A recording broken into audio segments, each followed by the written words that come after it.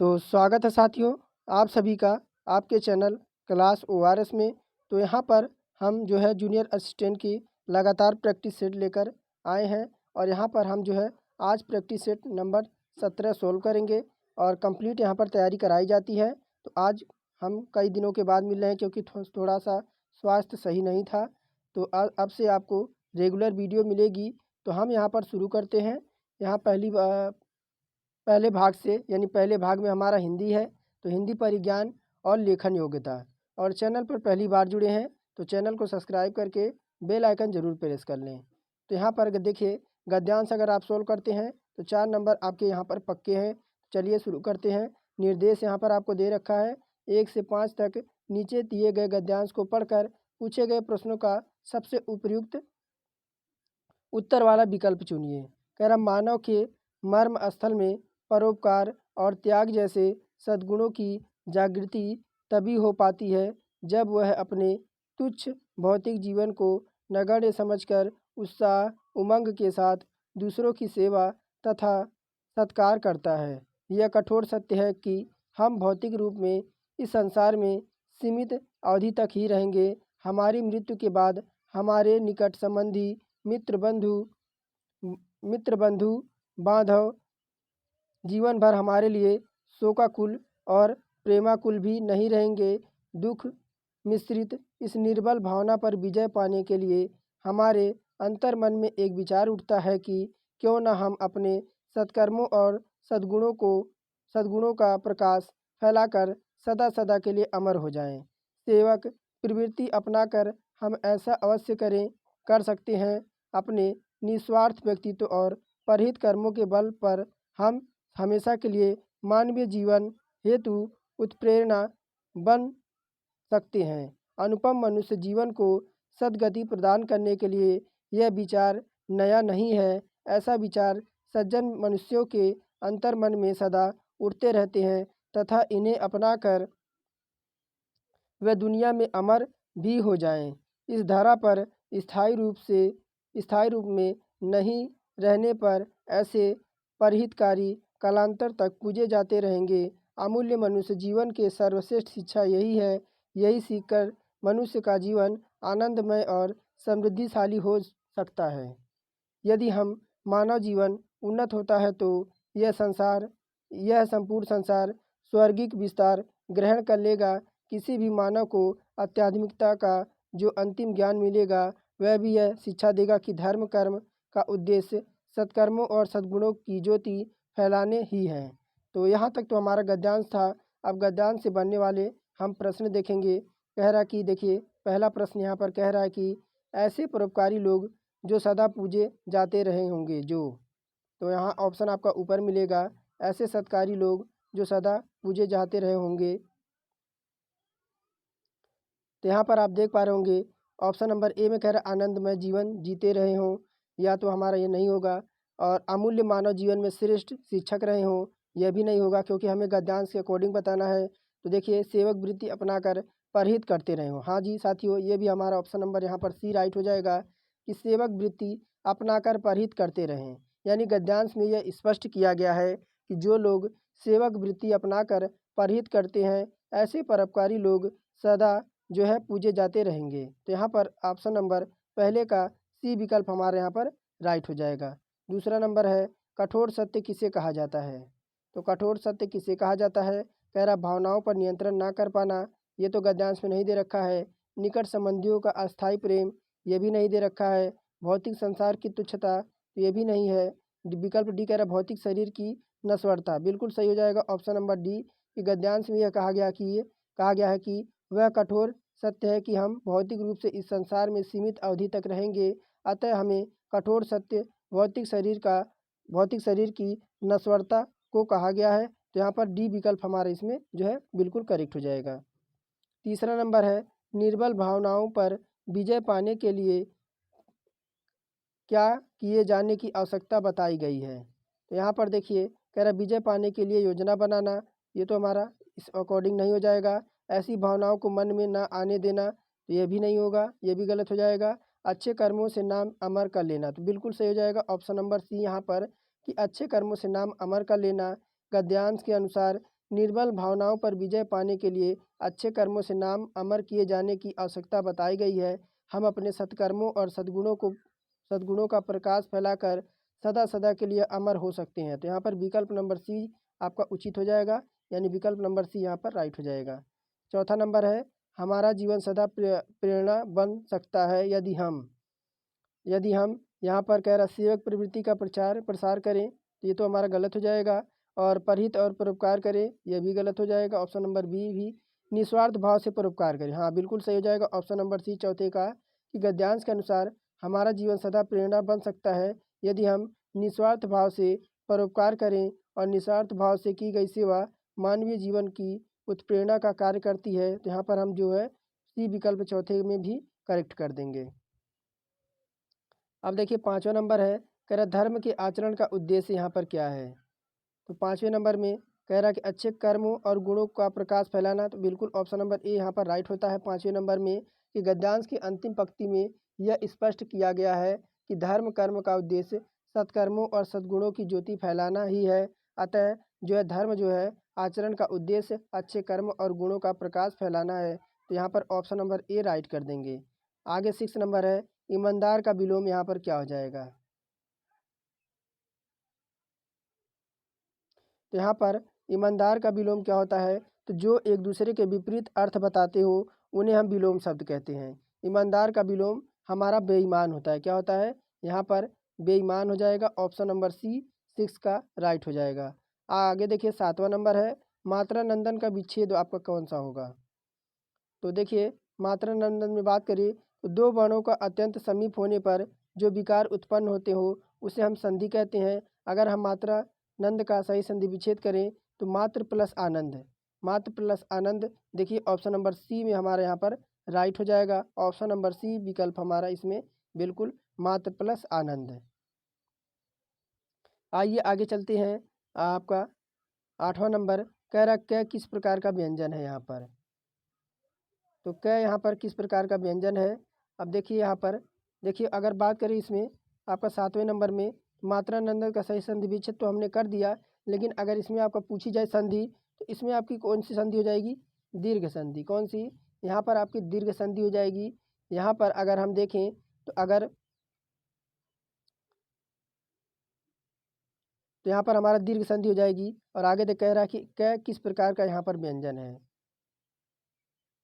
तो अगर हम यहाँ पर देखें क किस प्रकार का व्यंजन है, तो आपका क से लेकर कहाँ से, क से लेकर आपका मैं तक जो आपके होते हैं, मैं तक आपके टोटल 25 आपके व्यंजन होते हैं, जो कि आपके कौन से, तो स्पर्श व्यंजन होते हैं। कौन से, स्पर्श व्यंजन होते हैं। इनमें क वर्ण जो होता है आपका कंठ होता है। कौन सा, इसमें क वर्ण आपका जो होता है वह कंठ व्यंजन कहलाता है, जबकि आपका यह रैल जो आपका होता है वह अंतस्थ होता है। यह रैल कौन सा होता है, देखिए आपका यहाँ पर अंतस्थ की बात करें, यह र ल और वह, ये आपके क्या ऐसे होते हैं, ये आपके अंतस्थ होते हैं। और जबकि आपका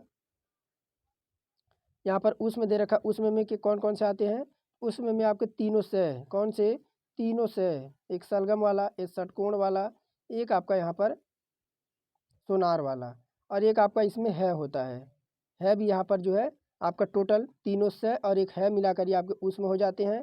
और आके यहाँ पर बात करेंगे आपका यहाँ पर ऑप्शन नंबर बी विकल्प यहाँ पर राइट हो जाएगा। कौन सा, ऑप्शन नंबर बी विकल्प यहाँ पर स्पर्श हमारा बिल्कुल करेक्ट हो जाएगा। आगे देखिए, आगे यहाँ पर है धरती का पर्यायवाची शब्द कौन सा होता है। तो सबसे पहले अगर हम धरती का पर्यायवाची देखें तो धरती का पर्यायवाची हमारा एक तो आपका धरा होता है। कौन सा, धरा होता है। और कौन सा होता है, यहाँ पर भूमि होती है। भूमि के बाद आपकी पृथ्वी होती है। और पृथ्वी के बाद आपका यहाँ पर आगे देखिए, यहाँ पर आपका बस इतना बहुत है। आगे देखते हैं 10वें नंबर की ओर।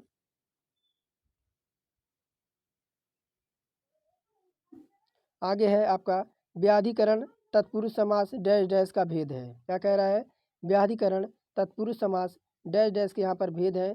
तो अगर यहाँ पर 4 देखें, 5 है, 6 है या 3 है, तो यहाँ पर बात करेंगे व्याधिकरण तत्पुरुष समास टोटल आपके कितने होते हैं। तो टोटल आपके इसके 6 भेद यानी 6 टाइप आपके होते हैं। तो यहाँ पर ऑप्शन नंबर सी बिल्कुल राइट हो जाएगा। 11 नंबर है निम्नलिखित तत्सम तद्भव में कौन सा विकल्प यहाँ पर अशुद्ध है, यानी अशुद्ध यानी आपको गलत जो है यहाँ पर चुनना है 11 नंबर में। तो यहाँ पर देखिए, संस्कृत से बिना किसी परिवर्तन के हिंदी में आए शब्दों को हम यहाँ पर तत्सम कहते हैं, जबकि जिनका रूप परिवर्तन करके हिंदी में अपनाया गया हो ऐसे को हम तद्भव कहते हैं। तो यहाँ पर हम क्या कहेंगे 11 नंबर में, तो 11 नंबर में इनमें से कंगन का कंकड़, कांच का, देखिए अशुद्ध आपको बताना है विकल्प अशुद्ध, तो कपड़ा का करपट।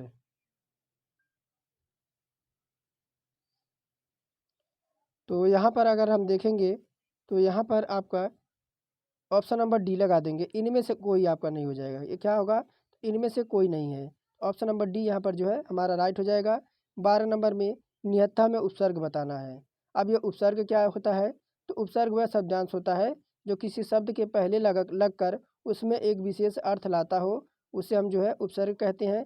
तो निहत्था में आपका नी उपसर्ग लगा हुआ है, कौन सा, यहाँ पर जो आपका नी उपसर्ग लगा हुआ है, जो कि ऑप्शन नंबर सी विकल्प में है। और नी का अर्थ होता है रहित या निषेध। क्या होता है, नी का यहाँ पर जो अर्थ होता है वो या तो रहित होता है या तो आपका क्या होता है यहाँ पर निषेध होता है। क्या होता है यहाँ पर, निषेध होता है। ये आपके नी का अर्थ निकलता है। आगे देखिए 13 नंबर है, निम्नलिखित तत्सम तद्भव में कौन सा विकल्प यहाँ पर अशुद्ध है 13 नंबर में। तो देखिए आपका सेम क्वेश्चन यहाँ पर रिपीट हुआ है, तो यहाँ पर विकल्प नंबर डी हो जाएगा। कह रहा, एक मिनट, क्या किस प्रकार का व्यंजन है, तो क्या अभी अब मैंने आपको बताया 2-4 क्वेश्चन आपके रिपीट इसमें दिख रहे हैं, तो आपका स्पर्श हो जाएगा। आगे देखते हैं 15 नंबर, कह रहा इनमें से कौन सा एक युग्म आपका विपरार्थक है, उसे आपको चुनना है यहाँ पर। तो दीवारात्रि, छोटा का तुच्छ, कष्ट का संकट और सुख का खुश दे रखा है यहाँ पर।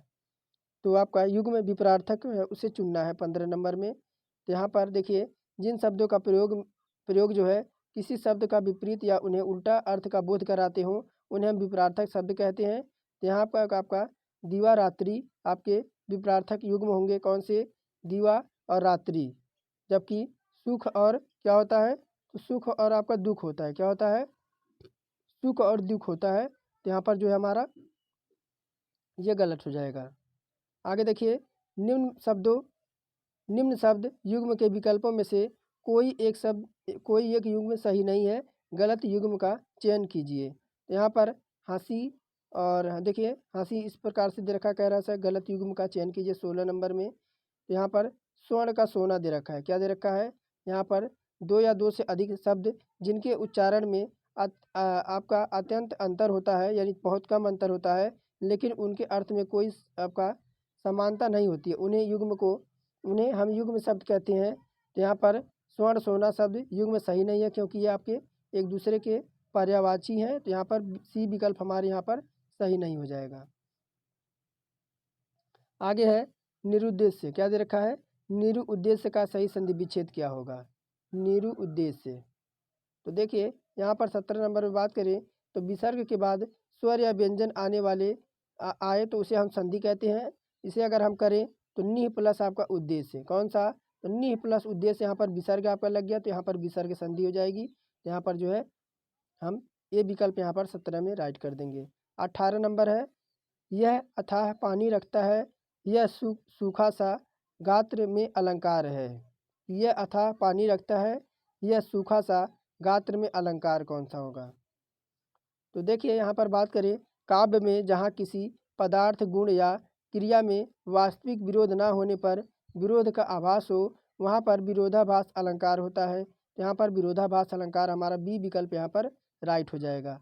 तो अगर हम देखें तो देखिए, प्रस्तुत के बारे में मन में संदेह हो वहाँ संदेह अलंकार होता है, लेकिन प्रस्तुत को देखकर प्रस्तुत के मन में भ्रम हो उसे हम भ्रांतिमान अलंकार कहते हैं। आगे देखते हैं, आगे हमारा 19 नंबर प्रश्न कह रहा है किस अलंकार में तर्क वितर्क की भावना बनी रहती है। तो किस में जो है तर्क वितर्क की भावना बनी रहती है, यहाँ पर 19 नंबर में पूछ रहा है। तो यहाँ पर बात करेंगे विरोधाभास में, किस में, देखिए यहाँ पर नमस्ते का संधि विच्छेद करें तो नम प्लस ते, यह विसर्ग संधि का उदाहरण है। यहाँ पर हमारा विरोधाभास यहाँ पर जो है करेक्ट हो जाएगा।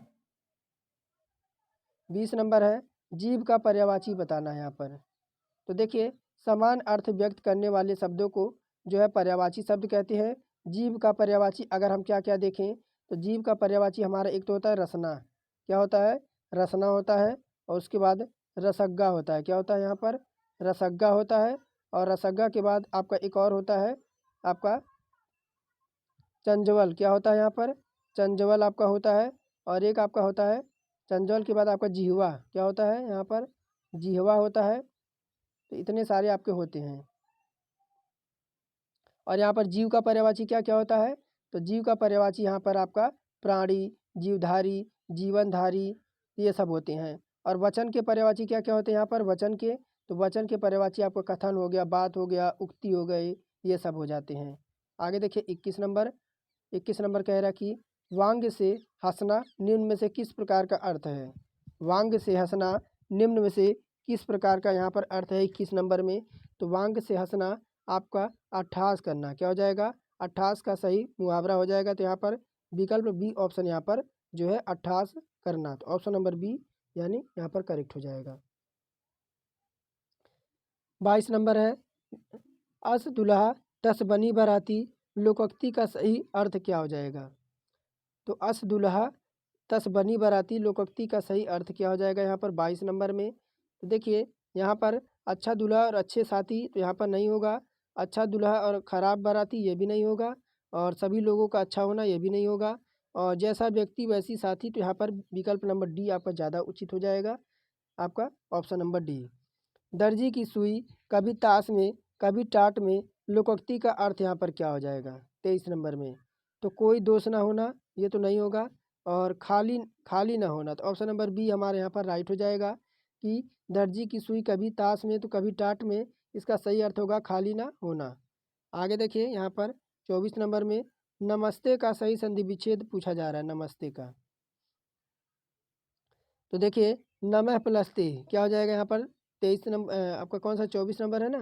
तो ऑप्शन नंबर नमः प्लस ते, यहाँ पर ऑप्शन नंबर सी विकल्प यहाँ पर राइट हो जाएगा।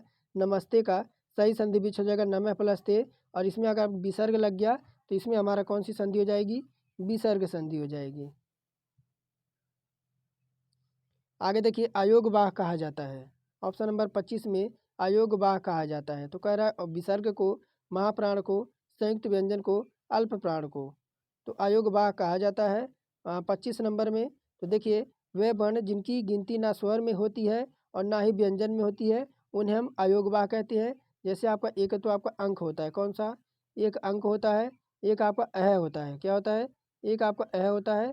इनकी गिनती ना तो आपका स्वर में होता है ना ही व्यंजन में होता है। तो ये आपका हो जाएगा, इसे हम विसर्ग कहते हैं। विसर्ग हमारे यहाँ पर जो है राइट हो जाएगा। आगे है यहाँ पर प्लसेबल क्या दे रखा है? प्लसेबल शब्द का हिंदी अर्थ क्या होगा? प्लसाइबल, यहाँ पर प्लसाइबल का अर्थ होता है क्या होता है? तो तर्क संगत। क्या हो जाएगा? तर्क संगत। यहाँ पर ऑप्शन नंबर बी विकल्प हमारा बिल्कुल राइट हो जाएगा।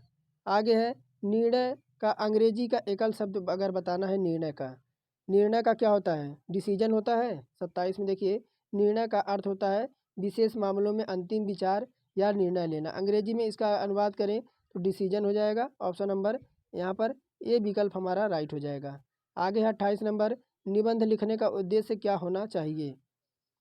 तो यहाँ पर बात करेंगे 28 नंबर में, तो जानकारी प्रदान करना तो ये तो नहीं होगा। और किसी विषय पर विचार व्यक्त करना यह भी नहीं होगा। और सी कह रहा है किसी, एक मिनट देखिए यहाँ पर जानकारी प्रदान करना, हाँ तो बिल्कुल सही हो जाएगा यहाँ पर जानकारी प्रदान करना। उसके बाद किसी विषय पर विचार व्यक्त करना तो ये भी सही हो जाएगा। और किसी समस्या का समाधान देना ये भी सही हो जाएगा। यानी यहाँ पर विकल्प नंबर डी सभी के सभी यहाँ पर करेक्ट हो जाएंगे। क्या हो जाएंगे? निबंध लिखने का उद्देश्य किसी विशेष विषय पर विचार व्यक्त करना, जानकारी देना और कभी कभी किसी समस्या का समाधान प्रस्तुत करना भी हो सकता है। निबंध लेखन का उद्देश्य पाठक को किसी विचार, समस्या या मुद्दे के बारे में जागरूक करना और उस पर सोचने के लिए उसे प्रेरित करना। तो यहाँ पर डी विकल्प हमारा उचित हो जाएगा। डी विकल्प हम राइट कर देंगे।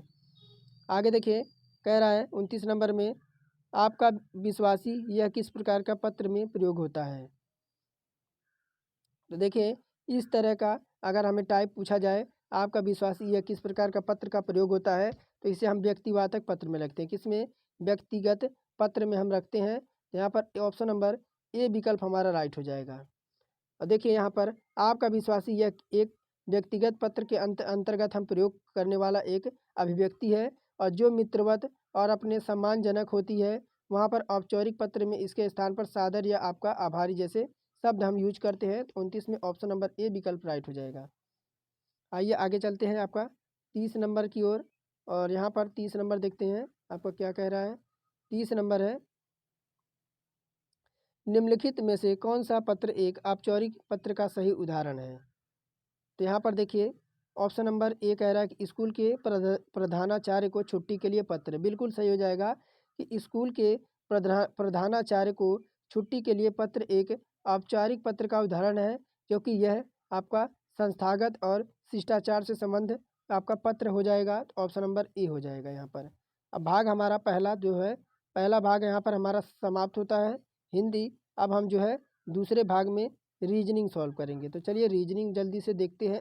सामान्य बुद्धि परीक्षण, यहाँ पर 10 को 256, 60 को आपका 19,827 से आपका संकेतबद्ध किया जाता है। तो इसी भाषा में 3 को किस प्रकार जो है तीन को किस प्रकार यहाँ पर लिखा जाएगा।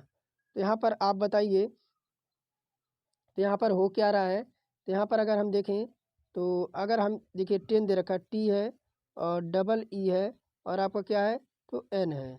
तो 3 की प्लेस वैल्यू हम देखें तो 3 का देखिए क्या इसमें मिल जाएगा। तो चलिए देखते हैं। तो टी का देखिए यहाँ पर कितना है। तो टी का यहाँ पर आपका कूटबद्ध 2 दे रखा है, तो हम यहाँ पर सीधे सीधे 2 लिख देना है। उसके बाद आपका डबल ई दे रखा है, डबल ई दे रखा है। तो यहाँ पर देखिए ई का हमारा कितना है, ई का यहाँ हमारा कितना है। तो ई का आपका 5 है, तो हमें यहाँ पर सीधे 5 5 उतार देना है। उसके बाद लास्ट में बचा आपका एन बचा। तो एन का हमारा देखिए एन कहाँ है, तो एन हमारा लास्ट में है, एन हमारा लास्ट में है। तो एन का हमारा यहाँ पर 6 दे रखा है, हमें 6 यहाँ पर ऐसे लिख देना है। तो 25 56 देखिए ऑप्शन में है क्या कहीं, तो ऑप्शन नंबर डी में है 25 56, यहाँ हमारा बिल्कुल राइट हो जाएगा। आइए आगे देखते हैं। कह रहा एक आदमी की आयु उसके बेटे की आयु से जो है यहाँ पर 15 गुना है। 18 वर्ष बाद उसकी आयु अपने बेटे की आयु से 3 गुना होगी। तो आदमी वर्तमान में यानी प्रेजेंट टाइम में यहाँ पर आदमी की आयु कितनी यानी एज कितनी होगी।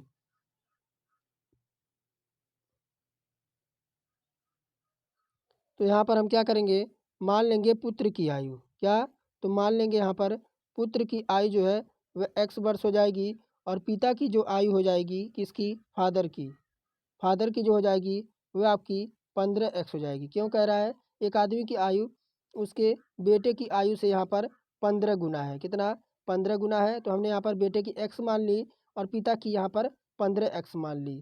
तो यहाँ पर देखिए आगे सॉल्व करते हैं।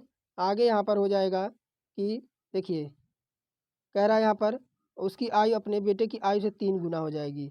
तो प्रश्नानुसार देखें तो यहाँ पर हो जाएगा 15x प्लस का 18 साल बाद पूछ रहा है। 18 साल यानी 18 यहाँ पर ऐड कर देंगे, बराबर देखिए कह रहा है उसकी आयु अपने बेटे की आयु से 3 गुनी हो जाएगी।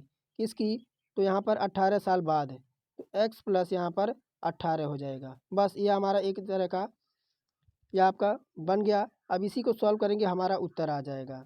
अब यहाँ पर देखिए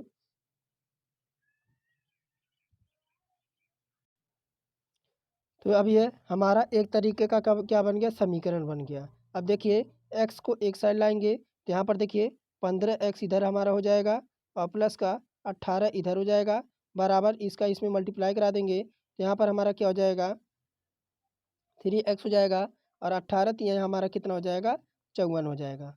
अब x को एक साइड लाएंगे तो यहाँ पर 15 में से यहाँ पर देखिए 3 को इधर लाएंगे, तो 15 में से 3 को इधर लाएंगे तो यहाँ पर हमारा हो जाएगा कितना, तो 12x हो जाएगा प्लस 12x इधर हो जाएगा।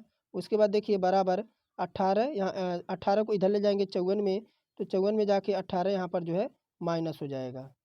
तो अब यहाँ देखिए 12x बराबर 54 में से 18 जाएगा तो हमारा 36 आ जाएगा। तो हमें x का मान चाहिए, x बराबर हमारा हो जाएगा 36 बटे का 12, तो 12 तीन हमारा कितना होता है 36। तो हमसे किसका उम्र पूछ रहा था, तो आदमी की वर्तमान आयु पूछ रहा था। तो आदमी की वर्तमान आयु यानी पिता की वर्तमान आयु हमसे 15x है, तो यहाँ पर 15 हमें यहाँ पर एक्स का मान रख देंगे, एक्स का मान कितना है 3 है, तो 15 3 हमारे यहाँ पर कितना हो जाएगा आपका 45 हो जाएगा, यानी 45 वर्ष जो है उसके पिता की आयु हो जाएगी। यहाँ पर ऑप्शन नंबर सी विकल्प हमारा बिल्कुल राइट हो जाएगा। उम्मीद करता हूँ यह क्वेश्चन आपको अच्छी तरह से समझ आया होगा। आगे देखिए, कितने ग्रामीण लोग शिक्षित हैं? 33 नंबर प्रश्न है और कह रहा है कितने ग्रामीण लोग शिक्षित हैं। तो यहाँ पर देखिए, त्रिभुज आपका शिक्षित लोग हैं और यहाँ पर आपके गोले जो हैं नौकरी पेशा वाले हैं और ये गोला भी जो है हमारा ग्रामीण है। तो क्या पूछ रहा है, कितने ग्रामीण लोग? तो ये जो हमारा है पोर्शन, ये वाला पोर्शन हमारे ग्रामीण वाले हैं और क्या कह रहा है, और ये हमारा जो है त्रिभुज यहाँ पर शिक्षित वाले हैं। तो यहाँ पर देखेंगे सेम दोनों में कौन सा यहाँ पर मिल रहा है। तो यहाँ पर देखिए 33 नंबर प्रश्न में एक तो आपका 22 है और एक आपका यहाँ पर 6 मिल रहा है। कितना? 22 और कितने? तो यहाँ पर 6, 22 और 6 हमारे कितने हो जाएंगे यहाँ पर टोटल 28 लोग जो है ग्रामीण भी है और शिक्षित भी है। तो यहाँ पर ऑप्शन नंबर बी विकल्प हमारा इसमें बिल्कुल राइट हो जाएगा। आइए आगे देखते हैं। कह रहा है निम्नलिखित श्रृंखला की अगली संख्या ज्ञात करना है। निम्नलिखित श्रृंखला की अगली संख्या ज्ञात करना है। 8 है, 28 है, 116 है, 500 यहाँ पर 84 है। तो आगे पूछ रहा है।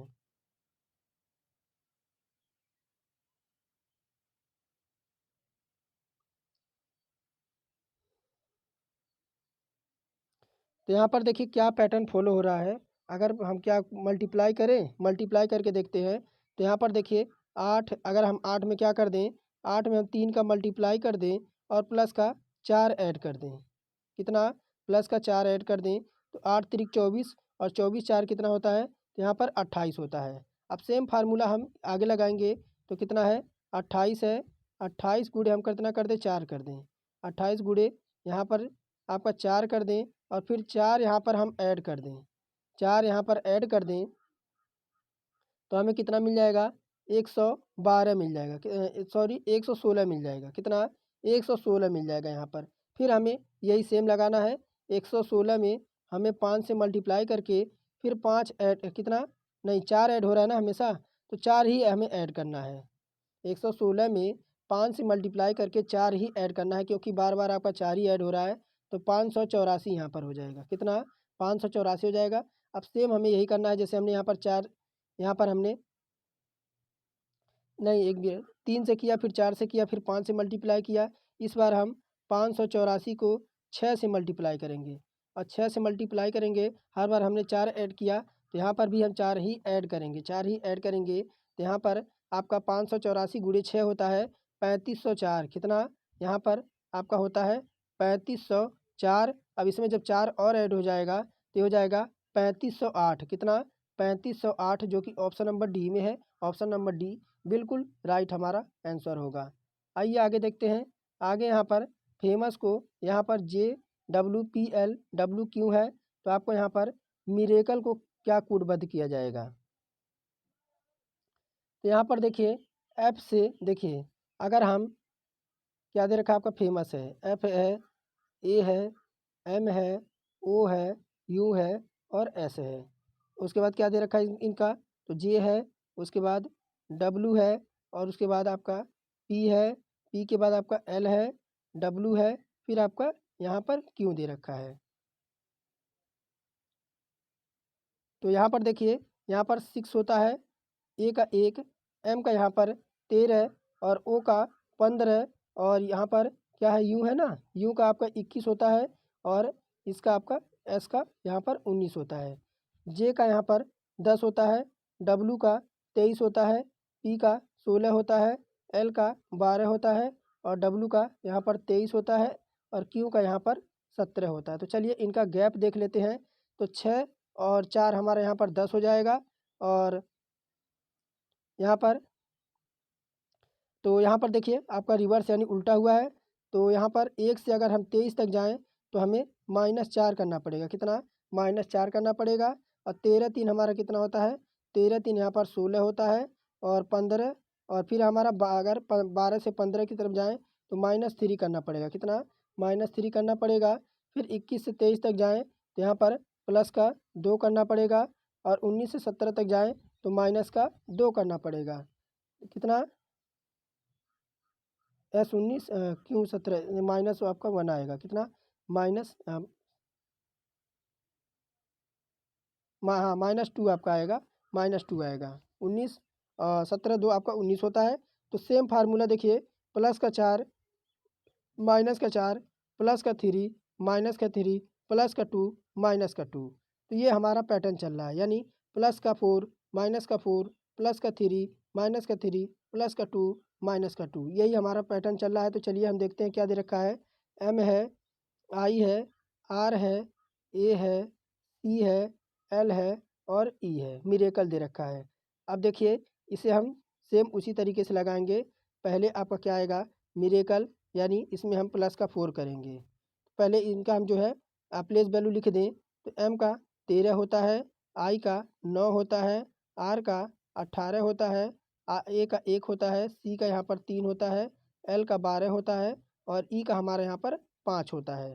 तो अब देखिए 13 4 हमारा 17 होता है और 17 पे हमारा क्या होता है 17 पे हमारा क्यों होता है। क्यों होता है कि नहीं होता है क्यों होता है ना। अब आगे देखिए फिर आपका देखिए प्लस का 4 इस बार हमारा माइनस का 4 आएगा। तो यहाँ पर 9 में से आपका 4 जाएगा तो आपका यहाँ पर 5 आएगा। क्या आएगा यहाँ पर 5 आएगा और 5 पे हमारा क्या होता है 5 पे हमारा F होता है नहीं 5 पे हमारा E होता है, F हमारा 6 पे होता है। तो क्यों E आ गया क्यों ई। उसके बाद देखिए आपका R 18 पे होता है। इस बार हमारा क्या चलेगा प्लस का 3 चलेगा प्लस का 3। तो 18 3 हमारा कितना होता है यहाँ पर 21 होता है और 21 की प्लेस वैल्यू हमारी यूँ होती है। तो क्यों ई यूँ। तो देखिए क्यों ई हमारा आगे हमें सॉल्व करने की ज़रूरत नहीं है। हमारा उत्तर मिल गया ऑप्शन नंबर बी विकल्प। ऑप्शन नंबर बी विकल्प ऑप्शन नंबर बी विकल्प हमारे यहाँ पर जो है बिल्कुल राइट हो जाएगा।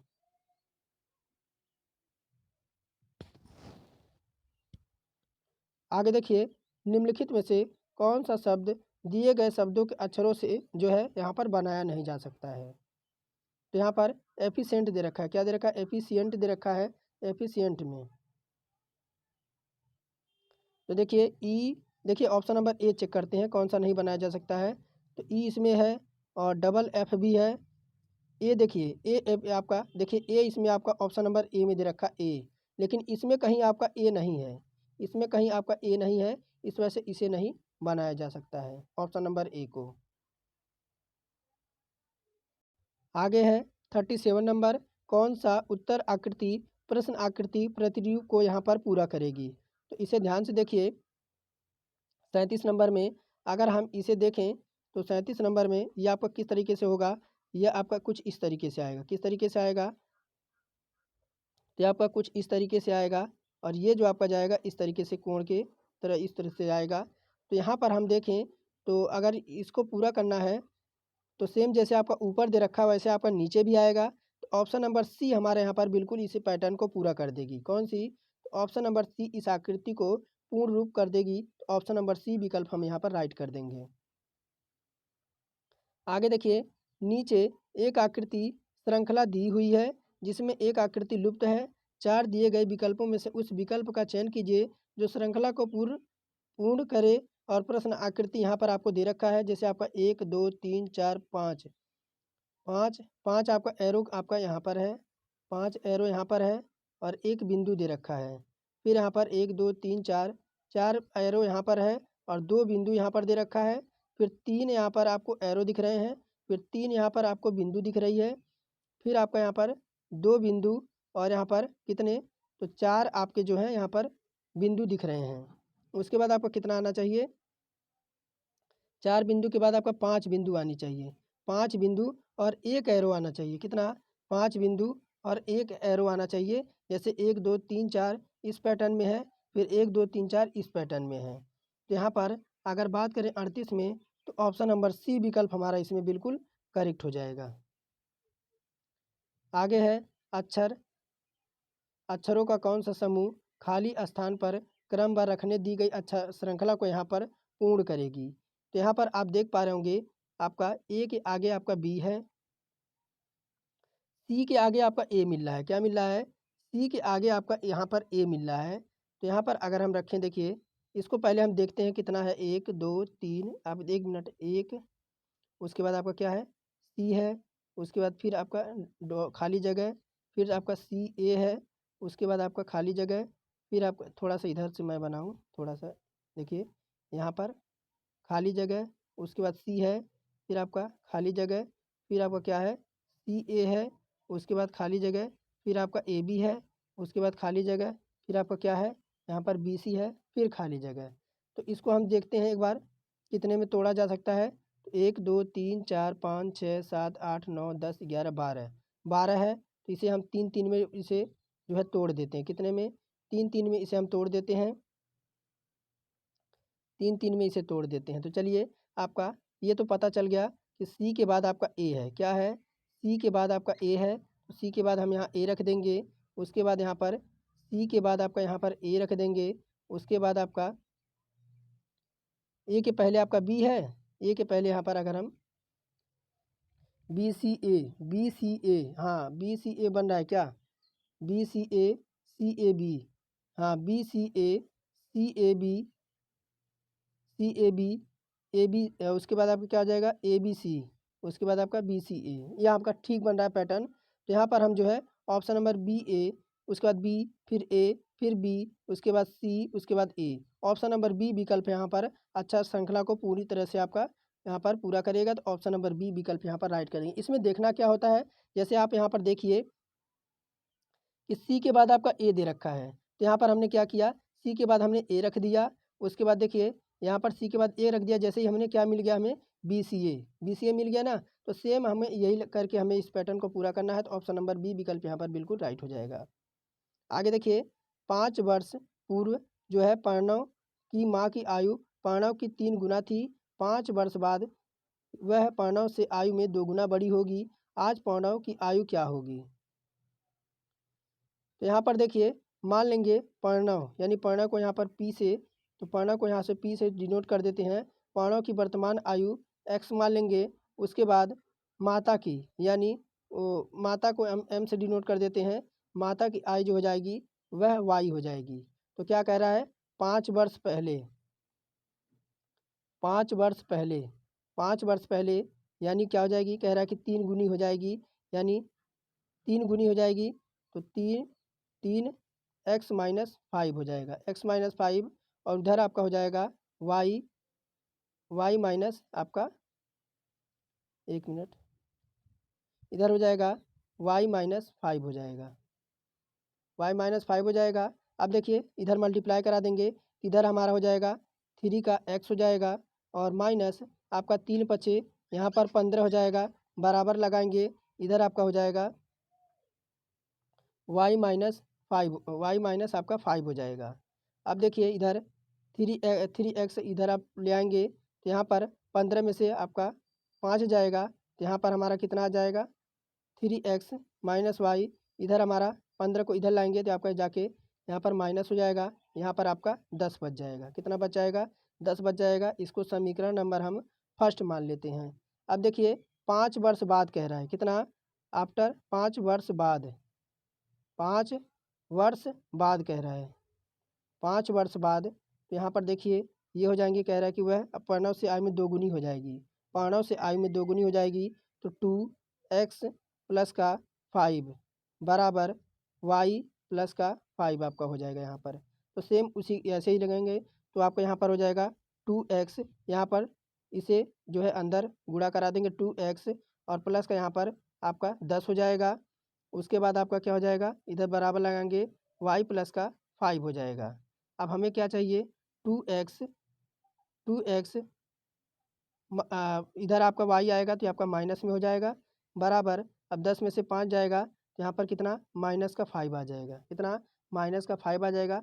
आप समीकरण 1 और समीकरण 2 से देखेंगे तो यहाँ पर कितना आ जाएगा, तो 5 आपका इधर आया, कितना, 5 आपका इधर आया और 10 इधर आया। x बराबर कितना हो जाएगा, टोटल हमारा 15 वर्ष हो जाएगा। कितना, 15 वर्ष यहाँ पर हो जाएगा। तो 15 वर्ष देखिए, 15 वर्ष यहाँ पर किस ऑप्शन में दे रखा है, तो 15 वर्ष हमारा यहाँ पर ऑप्शन नंबर बी विकल्प में दे रखा है। ऑप्शन नंबर बी विकल्प यहाँ पर बिल्कुल राइट हो जाएगा। बस आपको क्या करना है, जैसे 5 वर्ष उधर कह रहा था, 5 वर्ष पूर्व उधर कह रहा था, और 5 वर्ष बाद इधर कह रहा था, तो यह हमें जो है यहाँ पर राइट हो जाएगा। आगे देखिए यहाँ पर आपका 41 नंबर है और यहाँ पर दे रखा है कि प्रश्नवाचक की जगह पर आपकी कौन सी संख्या यहाँ पर आएगी। तो 25 है।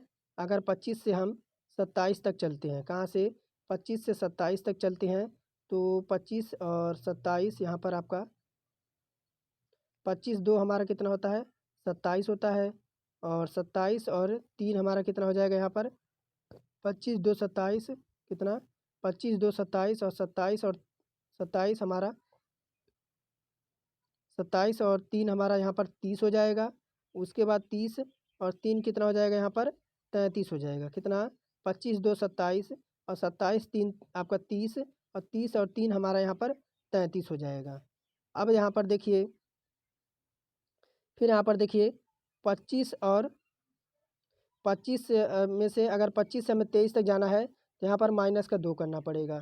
फिर अगर यहाँ पर 23 से आपको 21 तक जाना है तो यहाँ पर 21 22 23 माइनस 2 करना पड़ेगा। फिर 21 से यहाँ पर क्वेश्चन मार्क पे जाना है, 21 से माइनस 2 करेंगे तो यहाँ पर हमें 19 मिल जाएगा। कितना 19 मिल जाएगा। 19 ऑप्शन नंबर डी विकल्प में, ऑप्शन नंबर डी विकल्प बिल्कुल राइट हो जाएगा। आगे देखिए प्रश्नवाचक चिन्ह के स्थान पर कौन सी संख्या जो है लिखी जा सकती है। तो कहाँ पे दे रखा है, चलिए आगे देखते हैं। तो यहाँ पर आपका दे रखा है, चलिए यहाँ पर देखते हैं। तो यहाँ पर 23 आया है और यहाँ पर 54 आया है। तो आपका कैसे आया है और यहाँ पर 40 आपका आया है, किस पैटर्न से आ रहा है, यही पैटर्न हमें यहाँ पर जो है देखना है। थोड़ा सा क्वेश्चन को मैं इस साइड लगा देता हूँ ताकि आपको समझने में कोई परेशानी ना हो। तो यहाँ पर अगर हम देखें तो 5 गुणे देखिए, चलिए गुणा करा के देखते हैं।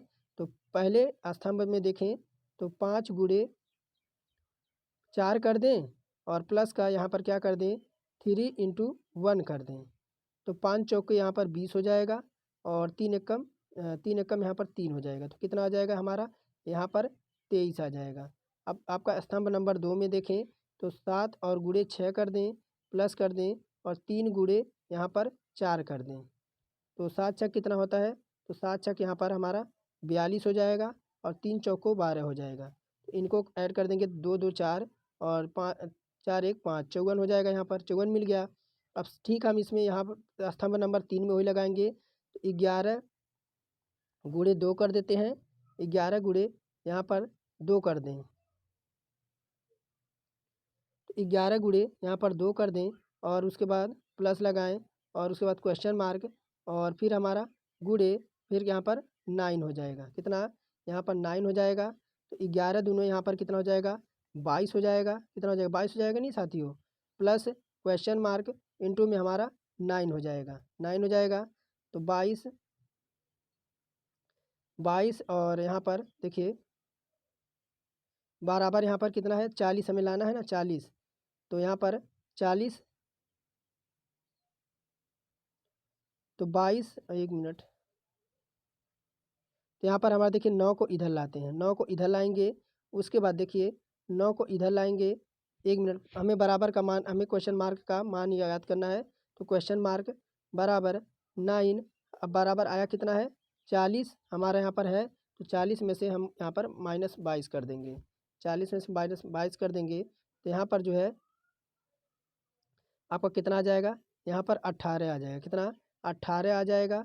अब यहाँ पर 18 और यहाँ पर प्लस का 9 कर देंगे, भागा 9 कर देंगे। तो यहाँ आपको भागा 9 कर देंगे, 9 दूना 18, यानी यहाँ पर कितना रखना पड़ेगा 2 रखना पड़ेगा। अब इसे जो है आप इसे इस तरीके से भी लगा सकते हैं जैसे आपका स्तंभ नंबर 3 था। क्या था, स्तंभ नंबर 3 था। तो चलिए ऑप्शन से लगाते हैं। 11 गुणे आपका 2 हो जाएगा, 11 गुणे हाँ 2 हो जाएगा, प्लस का 2 और इंटू में हमारा यहाँ पर 9 हो जाएगा। तो 11 दूना 22 हो जाएगा और 9 दूनी 18 हो जाएगा। तो 8 2 10 का 0, 2 1 3 1 4 बिल्कुल सही है। ऑप्शन से भी हम इसे सॉल्व कर सकते हैं, यानी ऑप्शन नंबर सी विकल्प यहाँ पर बिल्कुल हम राइट कर देंगे। आगे आइए देखते हैं। कह रहा सचिन गणेश से वरिष्ठ है यानी बड़ा है। क्या कह रहा है यहाँ पर, सचिन जो है यानी आपका सचिन है, सचिन को हम एस से डिनोट करते हैं, सचिन को एस से डिनोट करते हैं। सचिन जो है गणेश से वरिष्ठ है, सचिन जो है गणेश से बड़ा है यानी जी से हम इसे डिनोट कर देते हैं। फिर गणेश सहवाग से वरिष्ठ है, गणेश जो है सहवाग से वरिष्ठ है, तो यहाँ पर सहवाग को हम एस और डब्ल्यू से हम कर देते हैं। समीकरण नंबर आपका 1 बन गया। यह क्या बन गया? तो समीकरण नंबर यह आपका 1 बन गया। फिर कह रहा है सहवाग राजू से कनिष्ठ है, यानी यहाँ पर सहवाग राजू से कनिष्ठ है और राजू गणेश से कनिष्ठ है। सबसे वरिष्ठ यहाँ पर कौन है? तो अगर हम इसका एक पैटर्न लगाएं तो देखिए आपका सचिन हो जाएगा, सचिन के बाद आपका राजू हो जाएगा, राजू के बाद आपका कौन हो जाएगा? सहवाग हो जाएगा। तो यहाँ पर देखिए सचिन, सचिन के बाद आपका 1 मिनट देखिए, सचिन के बाद गणेश और गणेश के बाद आपका राजू और राजू के बाद आपका सहवाग। तो सबसे वरिष्ठ कौन हो जाएगा? सबसे वरिष्ठ आपका जो है यहाँ पर सहवाग हो जाएगा क्या? तो यहाँ पर सचिन, देखिए सचिन यहाँ पर है ना, सचिन सबसे हो जाएगा, सहवाग तो सबसे छोटा हो जाएगा। तो यहाँ पर ऑप्शन नंबर सी विकल्प हम राइट कर देंगे। यहाँ पर हम जो है जैसे जैसे कह रहा समीकरण हमारा यहाँ पर 2 बनेगा और दोनों समीकरण को यहाँ पर हम जो है अगर तुलना कराएंगे तब जाके यहाँ पर सचिन जो है हमारा सबसे बड़ा निकलेगा और सहवाग जो यहाँ पर सबसे छोटा आपका हो जाएगा। एक महिला की ओर इंगित करते हुए सौर्य ने कहा, उसकी माँ, यानी देखिए सचिन कह रहा है, कौन कह रहा है यहाँ पर? सौर्य कह रहा है। सौर्य कह रहा है कि देखिए एक महिला की ओर इंगित करते हुए सौर्य ने कहा, उसकी माँ, यानी देखिए उसकी, मान लीजिए उसकी यह माँ है, यानी उसकी माँ के पति, यानी उसके माँ के पति, यानी फादर, फादर पति के बहन मेरी बुआ है, यानी सही है, उसकी बुआ ही लगेगी। कौन लगेगी? उसकी बुआ लगेगी। और वह महिला के साथ किस रूप से संबंधित है? तो देखिए आरेख से यह स्पष्ट होता है, महिला की माँ का पति महिला का पिता होगा, जबकि सौर्य की पिता अर्थात सौर्य जो महिला वो क्या हो जाएंगे? भाई बहन हो जाएंगे। यहाँ पर क्या हो जाएंगे? यहाँ पर अगर बात करें, एक आपकी फीमेल है, कौन है? एक फीमेल है, इसी को कह रहा है कि इसी की माँ, या यानी इसी की माँ, इसकी माँ और इसके जो है इसके पति यानी इसका पिता, फिर इसकी बुआ। तो इस महिला से इसका क्या संबंध हो जाएगा? तो वह उसकी क्या लगेगी? उसका जो है सौर्य का पिता अर्थात वह भाई बहन होंगे। तो यहाँ पर क्या हो जाएगा? उसका भाई लगेगा। आइए आगे देखते हैं। एक निश्चित कूट भाषा में 556 का स्काई इज ब्लू और 24 का मतलब है ब्लू कलर और 436 का मतलब है कलर इज फन। तो आपका यहाँ पर फन के लिए कोड कौन सा होगा यहाँ पर? तो यहाँ पर देखिए कोड में अगर देखें तो स्काई का कोड यहाँ पर क्या हो जाएगा? स्काई, स्काई का कोड। तो स्काई देखिए यहाँ पर भी है, तो स्काई का यहाँ पर स्काई का कोड यहाँ पर 2 आपका निकलेगा। उसके बाद स्काई का कोड, उसके बाद क्या दे रखा है आपका? Colour, COLOUR। कलर का कोड यहाँ पर कितना है? तो कलर का कोड यहाँ पर हमारा जो निकलेगा वह 4 निकलेगा। उसके बाद ईच का कोड कितना निकलेगा? ईच का कोड यहाँ पर 6 निकलेगा। उसके बाद ईच का कोड 6 निकल गया। उसके बाद ब्लू, BLU, ब्लू का कोड यहाँ पर क्या निकलेगा? ब्लू का कोड 5। उसके बाद हमारा क्या निकल जाएगा? उसके बाद फन, फन का हमसे पूछ रहा था, तो फन का कोड यहाँ पर जो है हमारा 3 हो जाएगा। क्या हो जाएगा? यहाँ पर 3 हो जाएगा, 3 हो जाएगा। ऑप्शन नंबर बी विकल्प यहाँ पर राइट हो जाएगा। तो अभी तक हमने दूसरे पार्ट में रीजनिंग सॉल्व किया और खूब मज़ा हमें आया। यानी इसी पैटर्न को हमें जो है फॉलो करना है, तभी हम जूनियर असिस्टेंट यहाँ पर क्लियर कर सकते हैं, चाहे आपका स्टेनो हो। आगे अब देखिए भाग 3 में हम जो है यहाँ पर सामान्य जानकारी। तो कह रहा है अंतर्राष्ट्रीय लोकतंत्र दिवस कब आपका मनाया जाता है? तो यहाँ पर हर साल 15 सितंबर को, प्रत्येक वर्ष 15 सितंबर को विश्व भर में अंतर्राष्ट्रीय लोकतंत्र दिवस का आयोजन किया जाता है। यह दिवस आम जनमानस को विश्व भर में लोकतंत्र की स्थिति की समीक्षा करने का अवसर प्रदान करता है। ऑप्शन नंबर ए विकल्प यहाँ पर राइट हो जाएगा। आगे है यूरोप का अमेजन किसे कहा जाता है? तो यूरोप का अमेजन किसे कहा जाता है? यहाँ पर आपका मूरा, द्रबा, आपका डेन्यूब और बायोस्फीयर रिजर्व किसे? तो यहाँ पर मूरा, ड्राबा और आपका डेन्यूब बायोस्फीयर रिजर्व को यूरोप का यहाँ पर अमेजन कहा जाता है।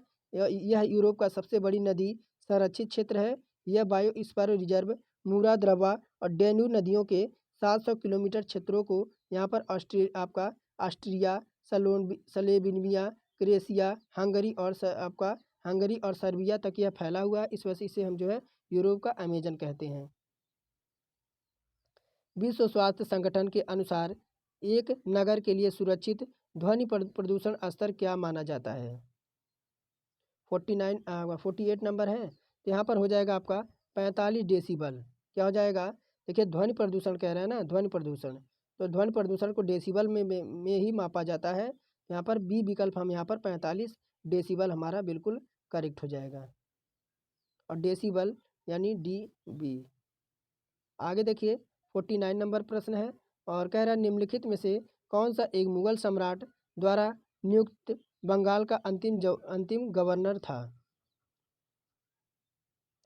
तो यहाँ पर बात करेंगे आपका मुर्शिद कुली खान। कौन?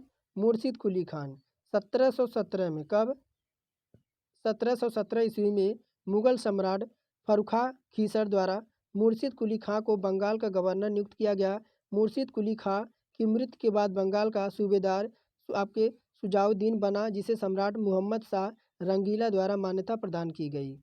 आगे है बाजार कीमतों का नियंत्रित करने के लिए अलाउद्दीन खिलजी के प्रयास ने, देखिए एक बार मैं दोबारा रिपीट करता हूँ, बाजार कीमतों का नियंत्रित करने के लिए अलाउद्दीन खिलजी ने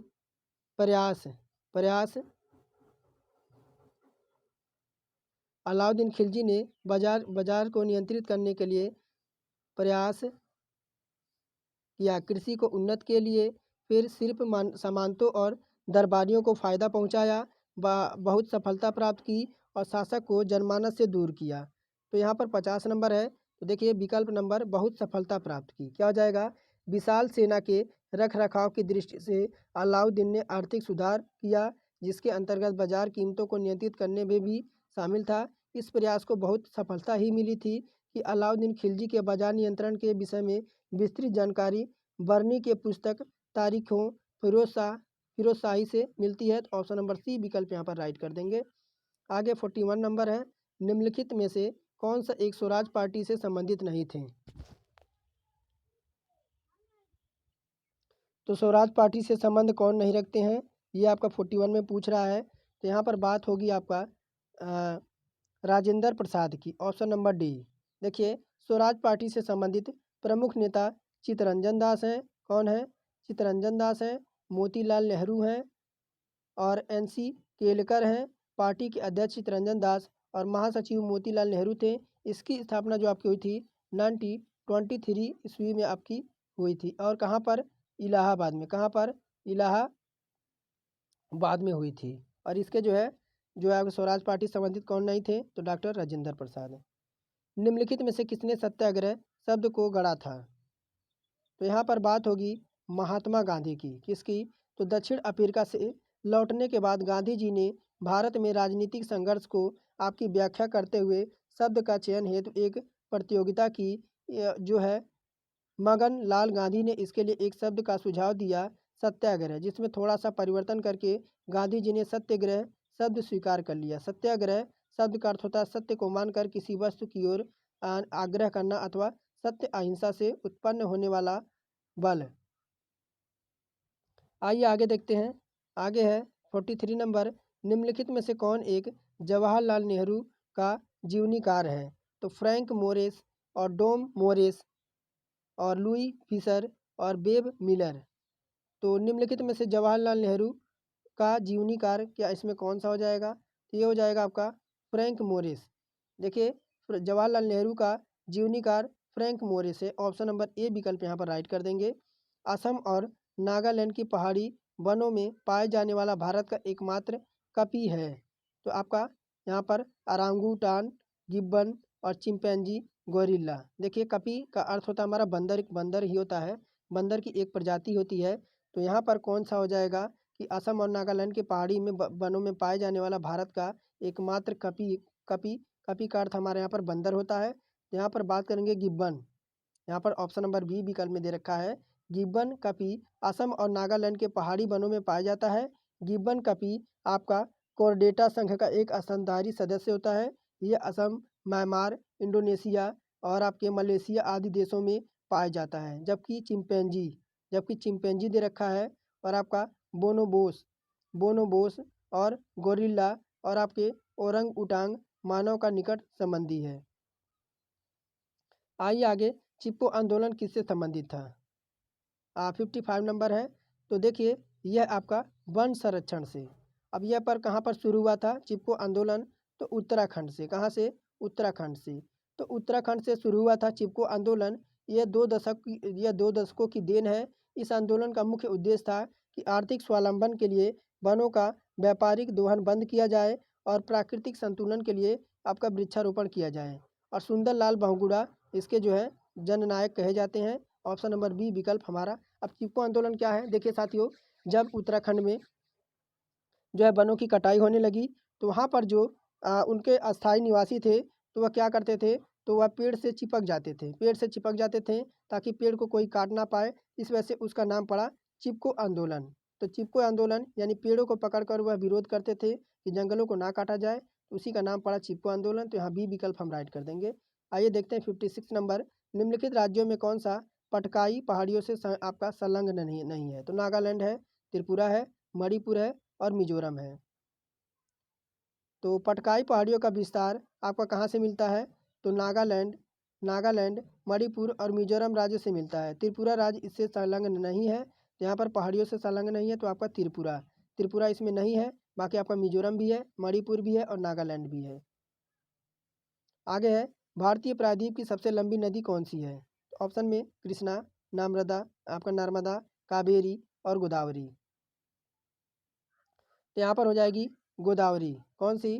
तो गोदावरी महाराष्ट्र की नासिक जिले से निकलती है और प्रायद्वीपीय नदियों से होकर यह सबसे बड़ी लंबी यानी 1465 किलोमीटर नदी है। इसे दक्षिण गंगा भी कहा जाता है। इसके बाद लंबाई में क्रमशः कृष्णा, महानदी, नर्मदा, कावेरी का जो है स्थान आता है। इसके बाद जैसे ही पैटर्न आपका नीचे नीचे इनका गिरता जाता है।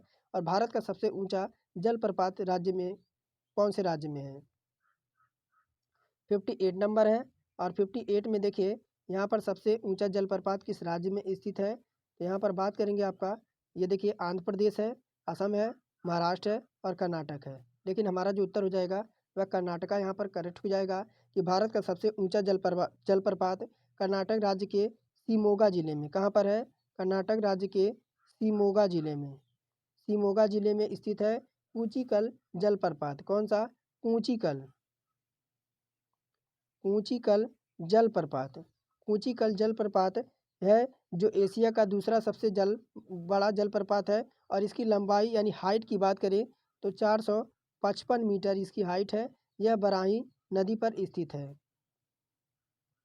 निम्नलिखित में से भारत के संविधान में कौन सा अनुच्छेद कानून के समक्ष समानता से संबंधित है? तो अनुच्छेद 16 है, अनुच्छेद 15, अनुच्छेद 14 या अनुच्छेद आपका यहाँ पर 13।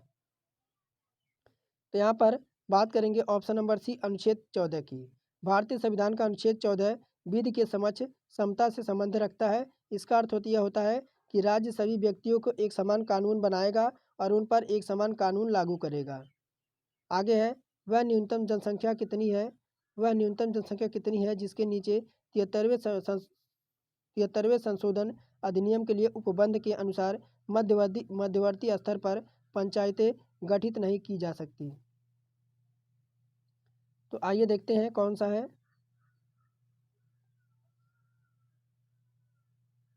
तो यहाँ पर देखिए 25 लाख दे रखा है, 20 लाख है, 35 लाख है और आपका यहाँ पर 30 लाख है। तो यहाँ पर बात होगी आपका, तो ये आपका हो जाएगा ऑप्शन नंबर भी 20 लाख है। भारतीय संविधान अधिनियम 73वें संविधान संशोधन यानी 1952 के अनुसार 1952 के पारित के देश के लिए आपका संघीय लोकतंत्र ढांचे में एक नया युग का सूत्रपात हुआ। पंचायती राज को सर्वाधिक दर्जा प्राप्त हुआ। इस संशोधन द्वारा संविधान में एक नया 9वां भाग, एक नई अनुसूची 11वीं अनुसूची जोड़ी गई। इसमें 3 सोपानों में पंचायतों का क्रम आपका परिकल्पना की गई। शिक्षा जो आरंभ में एक राज्य की विषय थी, किस संशोधन के द्वारा समवर्ती सूची में स्थानांतरित की गई है? तो ये जो आपकी की गई है 42वें संविधान संशोधन के द्वारा। 42वें संविधान संशोधन में कुल आपके 59 प्रावधान है। कितने? 59 प्रावधान है। 15वें प्रावधान में 5 विषयों में राज्य, वन और वन्य जीव पक्षियों का संरक्षण है। नाप तौल और न्याय प्रशासन, उच्चतम और उच्च न्यायालय के अलावा सभी न्यायालयों का गठन और संगठन इसमें शामिल है।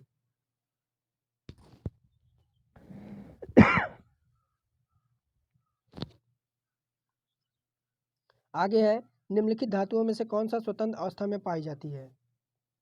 तो एल्युमिनियम है, सोना है, क्रोमियम है और जस्ता है। तो यहाँ पर आपका हो जाएगा ऑप्शन नंबर बी, सोना। सोना धातु ही स्वतंत्र अवस्था में पाई जाती है, जबकि अन्य धातुएं जो है अयस्क से प्राप्त की जाती हैं। जैसे आपका जस्ता और क्रोमियम, एल्युमिनियम, ये सब किससे प्राप्त की जाती हैं? ये सब आपके अयस्क से प्राप्त की जाती हैं, अयस्क से।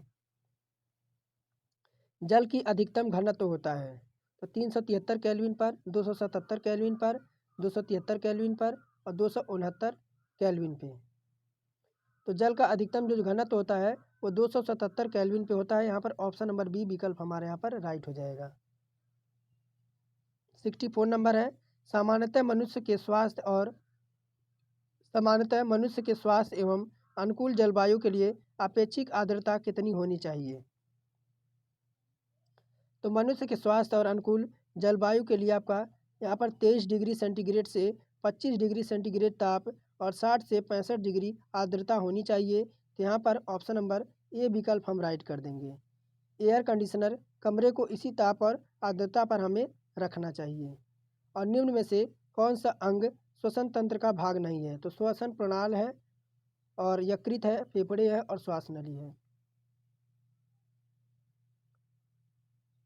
तो 65 नंबर है और यहाँ पर 65 में हमारा जो हो जाएगा कौन सा उत्तर सही हो जाएगा?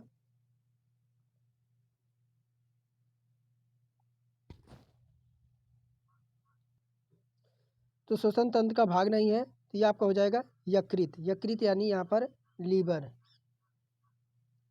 तो देखिए, यकृत श्वसन तंत्र का भाग नहीं होता है, बल्कि यह क्या होता है?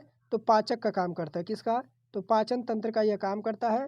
तो पाचन तंत्र में सहायक होता है लीवर। तो अभी तक हमने भाग 3 में क्या देखा? तो भाग 3 में हमने यहाँ पर जीके सॉल्व किया। अब भाग 4 में हम जो यहाँ पर कंप्यूटर से क्वेश्चन देखेंगे। आइए देखते हैं। कह रहा सिग्नल की शक्ति यानी स्ट्रेंथ कम हुए बिना नेटवर्क की लंबाई बढ़ाने के लिए हम उपयोग करेंगे। तो यहाँ पर रिपीटर है, राउटर है, गेटवे है और स्विच है। तो यहाँ पर हो जाएगा राउटर। क्या हो जाएगा? किसी कंप्यूटर में सिग्नल की शक्ति स्ट्रेंथ यानी मजबूत करने के लिए यदि हम नेटवर्क की लंबाई बढ़ानी हो तो इसमें हम राउटर का उपयोग करेंगे। ऑप्शन नंबर बी विकल्प राइट कर देंगे। सीपीयू एवं स्मृति इस पर उपलब्ध होती है। तो किस पर? विस्तार पटल पर, मुख्य पटल पर और भंडारण यंत्र पर और परिणाम यंत्र पर। तो मुख्य पटल यानी मदरबोर्ड में, किसमें? मदरबोर्ड। देखिए ऑप्शन नंबर बी विकल्प यानी मुख्य पटल यानी मदरबोर्ड। मदरबोर्ड जो है प्लास्टिक का बना पीसीबी होता है, यानी पीसीबी होता है। और धातु की पतली रेखाएं होती हैं, यह दो उपकरणों के बीच संबंध स्थापित करता है। यह कंप्यूटर का मुख्य पटल होता है। जबकि जॉयस्टिक एवं आपका क्या दे रखा है? जॉयस्टिक और प्लांटिक डिवाइस जो टेकबॉल की तरह काम करते हैं। आइए आगे देखते हैं। आगे आपका कितना नंबर है?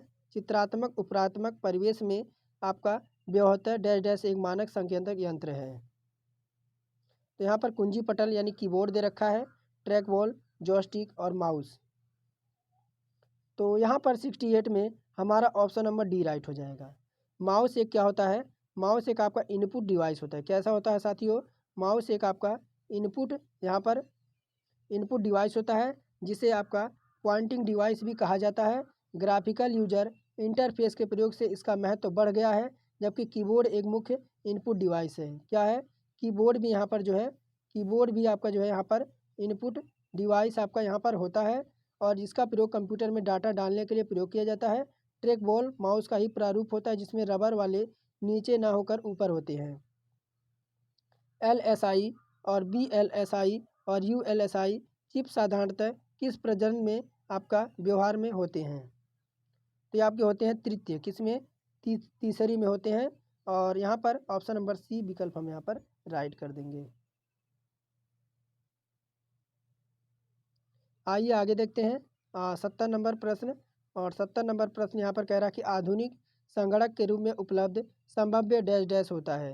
तो LBT, USB, ए और बी दोनों और डी कह रहा उपरोक्त में से कोई नहीं। तो यहाँ पर आपका ऑप्शन नंबर सी यहाँ पर राइट हो जाएगा, ए और बी दोनों। आधुनिक कंप्यूटर में उपलब्ध आपका संभाव्य आपका एलपीटी और यूएसबी, यह यूएसबी पोर्ट का एक एक्सटर्नल बस होता है जो लगभग सभी पेरिफेरल डिवाइस को कंप्यूटर से जोड़ने का काम करता है। आईपी ठिकाना ईथरनेट राउटर किस क्षेत्र से संबंध रखते हैं? तो संगणक तंत्रजाल, संगणक आरेख, संगणक संकुरण और संगणक आपकी दृष्टि। तो आईपी यानी आईपी एड्रेस। देखिए एक 32 बीट कितना, एक 32 बीट बाइनरी नंबर होता है जिसके द्वारा इंटरनेट पर उपलब्ध किसी कंप्यूटर को एकीकृत रूप में पहचाना जाता है। प्रत्येक वह कंप्यूटर जो इंटरनेट से जुड़ा होता है इसका अपना एक आईपी एड्रेस होता है, जबकि ईथरनेट एक लोकल एरिया नेटवर्क होता है। क्या होता है आपका यहाँ पर ईथरनेट दे रखा है। ईथरनेट क्या होता है? ईथरनेट आपका एक लोकल एरिया नेटवर्क होता है। आईपी जो है आपका आईपी एड्रेस एक ठिकाना, और ईथरनेट आपका राउटर संकुरण क्षेत्र से संबंध रखता है। आइए आगे देखते हैं 72 नंबर माइक्रोसॉफ्ट नेट है। तो माइक्रोसॉफ्ट नेट क्या है? एक मुक्त स्रोत, एक बद्ध स्रोत, एक विचरक और उपरोक्त में सभी। तो माइक्रोसॉफ्ट नेट क्या होता है? तो यहाँ पर माइक्रोसॉफ्ट नेट आपका जो हो जाएगा वह आपका हो जाएगा एक बद्ध स्रोत होता है। क्या होता है आपका? देखिए माइक्रोसॉफ्ट नेट जो है फ्रेमवर्क एक सॉफ्टवेयर संरचना होता है जो माइक्रोसॉफ्ट विंडोज ऑपरेटिंग सिस्टम पर चल रहे कंप्यूटर पर स्थापित किए जा सकते हैं, और माइक्रोसॉफ्ट नेट एक बद्ध स्रोत होता है। आगे है यहाँ पर रोसॉफ्ट नेट डैश डैश है। तो रोसॉफ्ट नेट डैश डैश होता है। तो ये जो आपका होता है क्या? मार्ग स्थल क्रय यानी online shopping, internet international networking का आपका यहाँ पर आपका संक्षिप्त क्षर होता है। इंटरनेट दुनिया भर में फैले हुए छोटे छोटे आपके बड़े बड़े कंप्यूटरों का एक विशाल नेटवर्क होता है जो टेलीफोन और लाइनों के माध्यम से एक दूसरे से संपर्क स्थापित करते हैं। यह नेटवर्क होता है जो इंटरनेट का आरंभ जो अगर हम इंटरनेट का आरंभ जो है आपका 1969 में अमेरिकी रक्षा विभाग द्वारा अपार्टमेंट द्वारा किया गया था।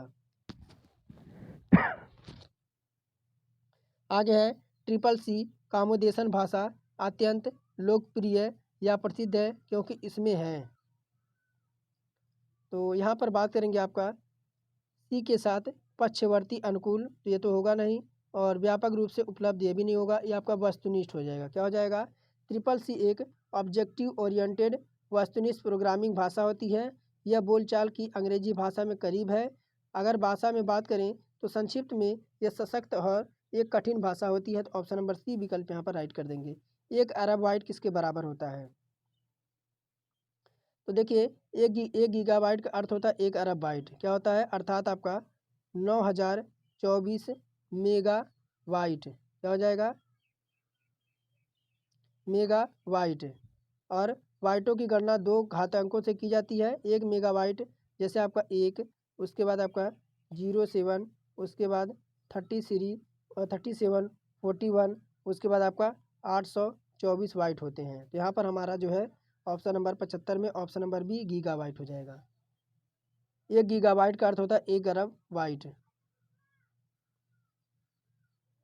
शब्द प्रक्रिया, वर्ड प्रोसेसर एवं विस्तार पृष्ठ, स्प्रेडशीट निम्नलिखित में से कौन से आपके तंत्रांश के उदाहरण हैं? तो परितंत्र तंत्रांश, अंतर्निहित तंत्रांश और अनुप्रयोग तंत्रांश और प्रचालन तंत्रांश।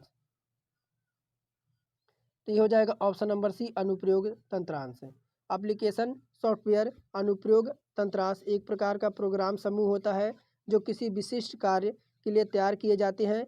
वर्ड प्रोसेसिंग, स्प्रेडशीट और डाटाबेस एप्लीकेशन सॉफ्टवेयर के उदाहरण के लिए, जबकि सिस्टम जो होता है वह सॉफ्टवेयर परितंत्र आपका जबकि सिस्टम जो होता है ना साथियों, वह सॉफ्टवेयर परितंत्र के उदाहरण होता है। जैसे आपका विंडोज, यूनिक्स और आपका मैसिंटास। यहाँ पर अनुप्रयोग तंत्रांश आपका करेक्ट हो जाएगा। संगणक तंत्र का मस्तिष्क किसे कहते हैं? रैम है, रैंडम एक्सेस मेमोरी, आपका एएलयू है, आर्थोलॉजिक आपका यहाँ पर यूनिट, और सीपीयू सेंट्रल प्रोसेसिंग यूनिट, और अर्थमेटिक लॉजिक यूनिट। यानी एएलयू क्या होता है? अर्थमेटिक लॉजिक यूनिट और तार्किक इकाई। तो यहाँ पर 76 का ऑप्शन नंबर सी पर कौन सा हो जाएगा? तो आपका तार्किक इकाई होता है। क्या होता है?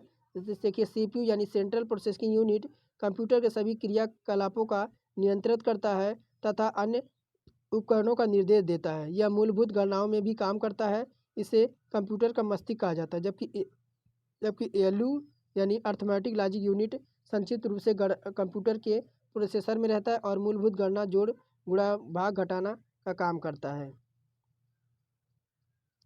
आइए आगे देखते हैं उन प्रक्रियाओं को अनुमति प्रदान करने की रणनीति लेकिन अस्थायी रूप से निलंबित है कहलाती है।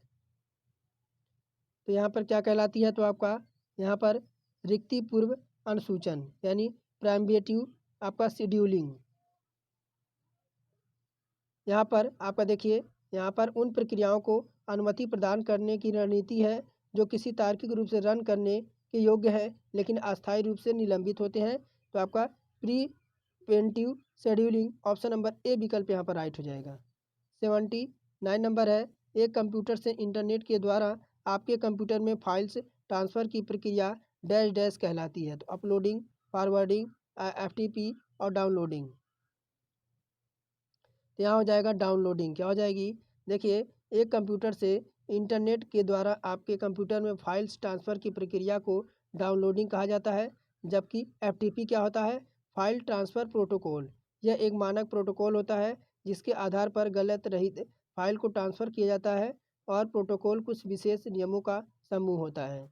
और MS वर्ड में यह स्थापित करने के लिए कि नोट टेक्स्ट पेज पर उचित रूप से, देखिए मैं दोबारा रिपीट करता हूँ, MS वर्ड में यह स्थापित करने के लिए कि नोट टेक्स्ट पेज में उचित रूप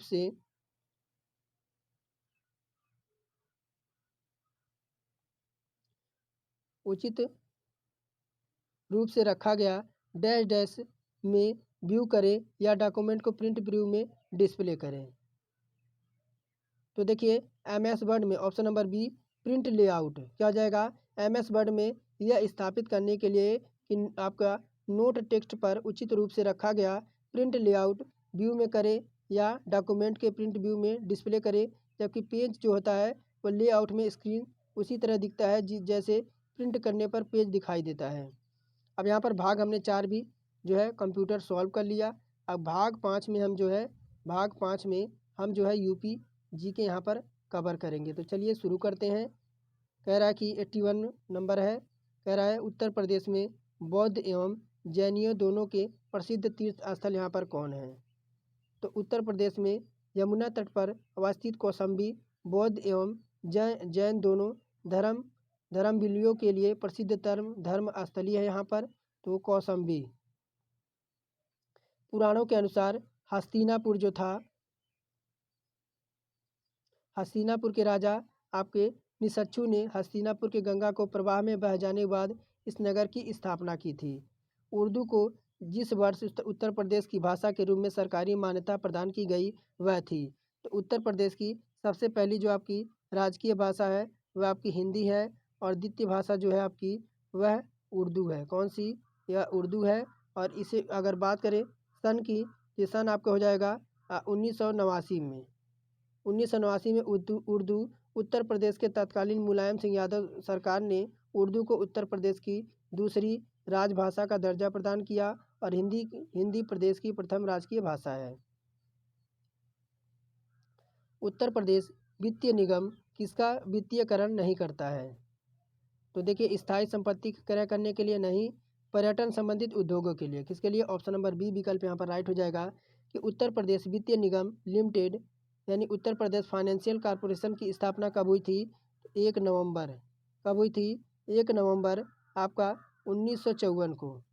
1 नवंबर 1954 को राज्य वित्त निगम की अधिनियम जो है अंतर्गत की गई थी। UPFC का मुख्य अंशधारी राज्य शासन और भारतीय औद्योगिक विकास बैंक यहाँ पर जो है लघु और मध्यवर्ती उद्योगों के माध्यम से प्रदेश में सर्वांगीण विकास के लिए इसे सुदृढ़ बनाया गया। अमीर खुसरो ने किसके विकास में अग्रगामी भूमिका निभाई। तो ब्रजभाषा में, अवधी में, खड़ी बोली या भोजपुरी में। तो देखिए, अमीर खुसरो को जो है यहाँ पर खड़ी बोली का जनक माना जाता है। अमीर खुसरो का जन्म उत्तर प्रदेश के एटा ज़िले में, कहाँ पर, उत्तर प्रदेश के एटा ज़िले में पटियाली नामक गांव में हुआ था और 1253 में हुआ था। प्रारंभिक नाम अबुल हसन इनका था। यह फारसी के श्रेष्ठतम कवि थे। फारसी शास्त्री, गायक, विद्वान, इतिहासकार और खड़ी बोली हिंदी का प्रारंभ करने वाले इन्हें ही तूतीय हिंद की उपाधि इन्हें ही दी जाती है। और ये दिल्ली के शासक कुकैदाबाद, बलवन, जलाउद्दीन खिलजी, अलाउद्दीन खिलजी, कुतुबुद्दीन ऐबक खिलजी और नसरुद्दीन कुसरवार और मोहम्मद बिन तुगलक के दरबार में यह रहे थे। और 1325 में इनकी जो है मृत्यु हो गई, यानी डेथ हो गई थी। आगे है उत्तर प्रदेश में किस नगर के मेयर उत्तर प्रदेश में किस नगर का मेयर जो है यहाँ पर नगर का जो है प्रथम नागरिक होता है, नगर निगम का पदेन सदस्य होता है, या कार्यकारिणी समिति का पदेन सभापति होता है, या चौथा कह रहा है कार्यपालिका मशीनरी पर पूर्ण नियंत्रित करता है। तो नीचे दिए गए कूट का सही उत्तर का चयन कीजिए। तो यहाँ पर ऑप्शन नंबर बी विकल्प यहाँ पर राइट हो जाएगा, यानी ऑप्शन नंबर बी, यानी यहाँ पर पहला, दूसरा, तीसरा। यानी उत्तर प्रदेश का किसी नगर का मेयर जो होता है नगर का प्रथम नागरिक भी होता है और नगर का पदेन सदस्य भी होता है और कार्यकारिणी समिति का पदेन सभापति भी होता है। 86 नंबर है, सूची 1 को सूची 2 से यहाँ पर सम्मिलित करना है और सूचियों के नीचे दिए गए कूट का प्रयोग करते सही उत्तर का चुनाव करना है। यहाँ पर नगरीय ग्रामीण इकाई है और स्थानीय स्वशासन यानी यहाँ पर संस्था दे रखा है। तो झांसी का जो संबंध हो जाएगा झांसी का जो संबंध हो जाएगा वह नगर निगम से हो जाएगा। झांसी का संबंध नगर निगम से हो जाएगा, यानी यहाँ पर ए का 4 हो जाएगा। और उसके बाद मछली शहर जो जाएगी, मछली शहर वह आपकी क्या हो जाएगी, नगर पंचायत हो जाएगा। क्या हो जाएगा, नगर पंचायत हो जाएगा। यहाँ पर बी का क्या हो जाएगा, बी का आपका यहाँ पर 3 हो जाएगा। उसके बाद टुंडला क्या हो जाएगा, टुंडला नगर पालिका परिषद हो जाएगा। क्या हो जाएगा, टुंडला नगर परिषद हो जाएगा। तो सी का यहाँ पर पहला हो जाएगा। और यहाँ पर सफाई क्या हो जाएगा, सफाई क्षेत्र समिति हो जाएगी, यानी डी का यहाँ पर 2 हो जाएगा। क्या हो जाएगा, यहाँ पर 43/12 क्या हो जाएगा, 43/12।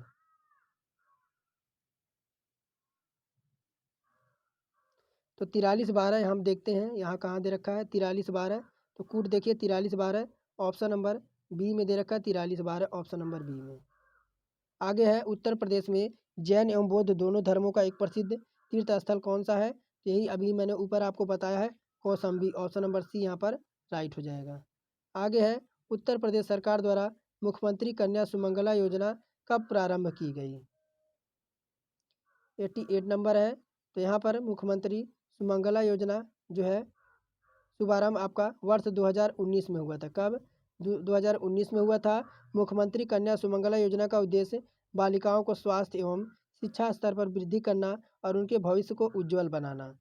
और यहाँ पर आगे कह रहा है कन्या विद्या धन योजना के अंतर्गत उत्तर प्रदेश सरकार द्वारा किस कक्षा में उत्तीर्ण होने पर प्रोत्साहन हेतु धनराशि दी जाती है। तो 5वीं कक्षा, 8वीं, 10वीं या 12वीं। तो ये आपकी हो जाएगी कौन सी, तो 12वीं कक्षा। कौन सी, कन्या विद्या धन योजना के अंतर्गत उत्तर प्रदेश सरकार द्वारा इंटरमीडिएट पास होने वाली सभी छात्राओं को प्रोत्साहन हेतु राशि दिया जाता है।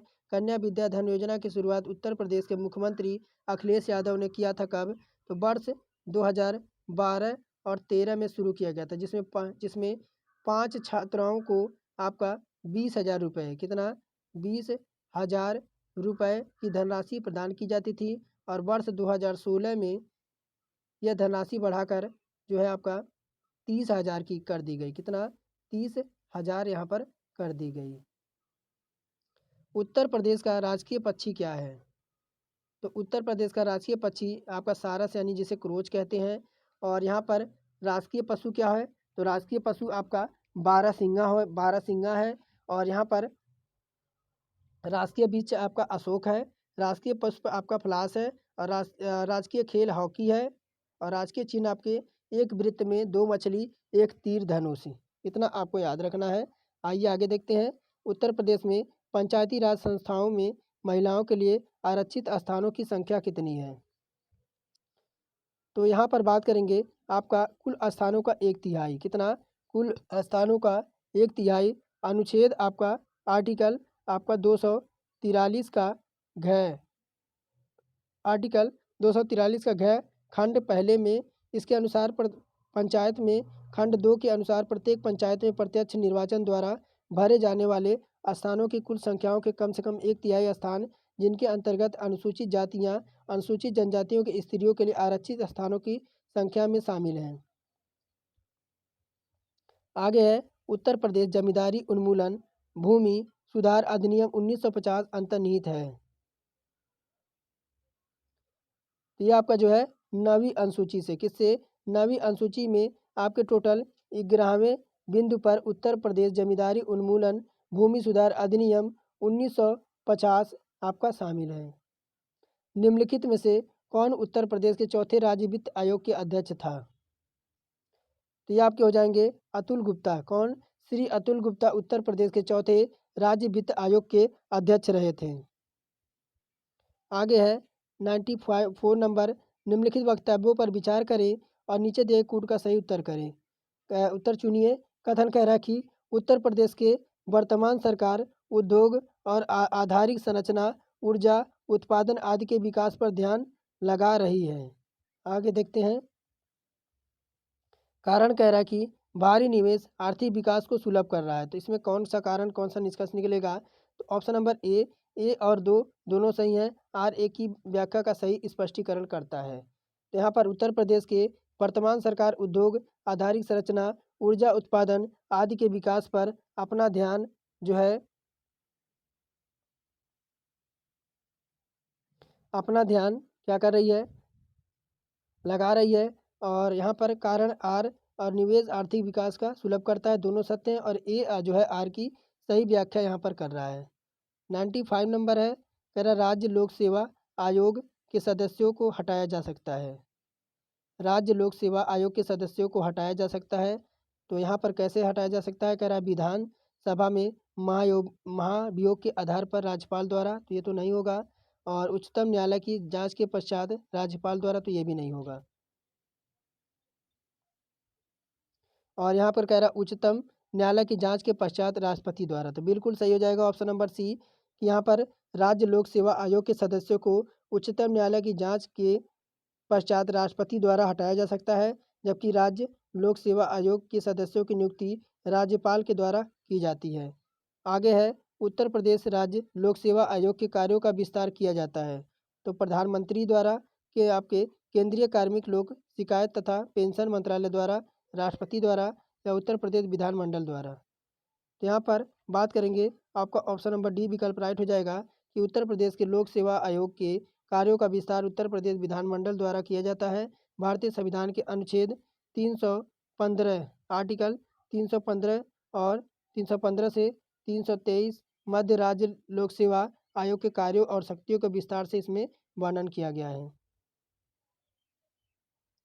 आगे है केंद्रीय औषधि शोध संस्था कहाँ स्थित है? दिल्ली, शिमला, लखनऊ या हैदराबाद? तो केंद्रीय औषधि शोध संस्था लखनऊ में स्थित है। यहाँ पर ऑप्शन नंबर सी राइट हो जाएगा। लखनऊ में स्थित अन्य प्रमुख शोध हैं जैसे बीरबल साहनी राष्ट्रीय पुरातन संस्था, भारतीय तकनीकी अनुसंधान केंद्र, औद्योगिक विज्ञान अनुसंधान केंद्र, राष्ट्रीय वनस्पति विज्ञान संस्था और केंद्रीय चिकित्सा एवं सुगंधित वनस्पति संस्था और भारतीय राष्ट्रीय जलमार्ग प्राधिकरण, जल प्रबंधन अभियंत्रण प्रयोगशाला, बहुत सारे संस्था यहाँ पर लखनऊ में स्थित है। आगे है 98 नंबर, थारू लोगों का निवास कहाँ पर है? तो थारू जनजाति का लोग उत्तर प्रदेश के उत्तराखंड में, कहाँ पर? उत्तर प्रदेश के उत्तराखंड में निवास करते हैं। और थारू जनजाति जो है उत्तर प्रदेश के, यहाँ पर उत्तर प्रदेश हो जाएगा। थारू जनजाति के लोग उत्तर प्रदेश एवं उत्तराखंड में निवास करते हैं। अरुणाचल प्रदेश में अतानी, मध्य प्रदेश में गौड़, भील और कोल, बिहार में मुंडा, संथाली जनजातियाँ निवास करती हैं और तमिलनाडु में नागा एवं आगामी। निम्नलिखित में से उत्तर प्रदेश की जनजाति है, तो उत्तर प्रदेश की जनजाति जो है आपकी है थारू जनजाति है। और थारू जनजाति जो है दिवाली को शोक के रूप में मनाती है, क्योंकि जो है दिवाली के दिन ही इनके जो जैसे कहते हैं ना अगुआ यानी गुरु भी कह सकते हैं, उनके गुरु की मौत हो गई थी, इसी वजह से दिवाली के दिन को यह शोक के रूप में मनाते हैं थारू जनजाति। आगे उत्तर प्रदेश में 2 परमाणु ऊर्जा इकाइयाँ स्थापित हो रही हैं। तो कहाँ पर? ये आपके नरौरा में। कहाँ पर? उत्तर प्रदेश में बुलंदशहर जिले में स्थित नरौरा नामक स्थान पर परमाणु विद्युत उत्पन्न करने वाली 2 इकाइयाँ यहाँ पर स्थापित की जा रही हैं। यहाँ पर सी विकल्प राइट हो जाएगा। तो ये तो हमारा आज का 17 नंबर सेट कंप्लीट होता है। और कैसा लगा वीडियो? अगर यूज़फुल लगे तो चैनल को सब्सक्राइब कर लें और बेल आइकन को यहाँ पर प्रेस कर लें और एक शेयर लाइक ज़रूर करके जाएं। फिर मिलेंगे नेक्स्ट वीडियो में।